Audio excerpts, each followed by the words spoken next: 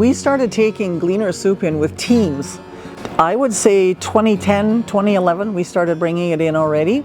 To Guatemala. To Guatemala, yes. Our main soup kitchen is open Monday to Friday from 10 in the morning till 1 o'clock in the afternoon, and they serve 400 bowls a day for each of those 5 days. It's humbling to see how, like, okay, it's a bag of soup and it's dry, and all you have to do is soak it overnight, and you know. And somebody said, "Why do you soak it overnight?" And I said, well, okay, the carrots and the peas are not always blanched.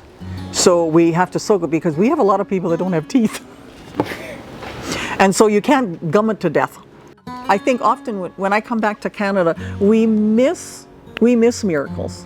We somehow, oh yeah, that was by chance, or that was a coincidence. And no, not really. It was God. It was God that was doing it. One of our miracle stories would be when we went to the village of Tuluche, where we had worked for several years with the children. And we were going to have an evangelism service on a Friday night. And so we had a pastor that was coming. We had a worship team that was coming. We knew there would be about 200 people with kids. And so we were going to serve Gleaner soup.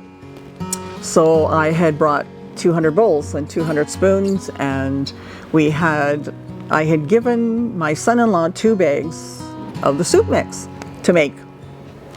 And when the pot came back that evening, I looked at it and I said to the fellow who brought it, I said, "Daryl, this is not 200 cups." And he said, "I don't know, they just gave it to me." And I said, "Okay." So I'm on the phone talking to my son-in-law going, "Did you use both bags?" And he went, oh, no, we only made one. Okay, so now what? So we had a team with us. We called the team together and we laid on of hands. And you believe that God could multiply, loaves and fishes. We believed God could multiply a pot of soup. And so we all prayed over it and started serving it. And at the end, we had this much soup left in the pot. The 200 bowls were used, the 200 spoons were gone, and so was the 200 pieces of bread that I had bought.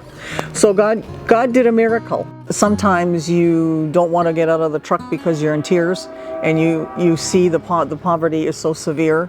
And other times it's just so grateful. And I have this absolutely beautiful picture of a friend of mine who's standing and talking to this little Indigenous woman.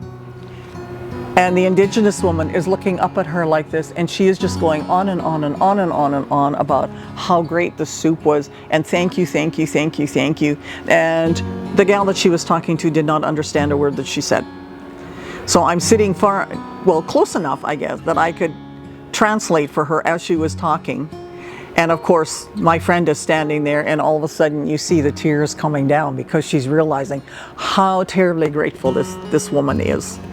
There'll be at least 1 to 10 people that'll come up and go, "Why are you doing this?" Then we get to share Christ. And it's, because God has blessed us in Canada, and the people that make the soup want to bless you. Oh, okay. So this is the reason why, why you're doing, but it's free. Yes, it is free. And then you go into, it is free, like Jesus died for you. That's free. Salvation is free.